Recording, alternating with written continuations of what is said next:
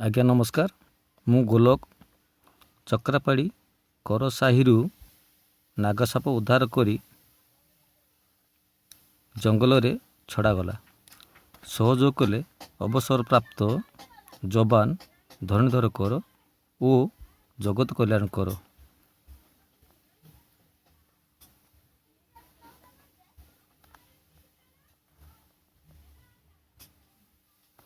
ଯଦି କୌଣସି ବ୍ୟକ୍ତିଙ୍କୁ ସାପ କାମୁଡ଼େ, ଗୁଣି ଗାରେଡ଼ିକୁ ବିଶ୍ୱାସ କରନ୍ତୁ ନାହିଁ, ତୁରନ୍ତ ମେଡ଼ିକାଲ ଯାଆନ୍ତୁ।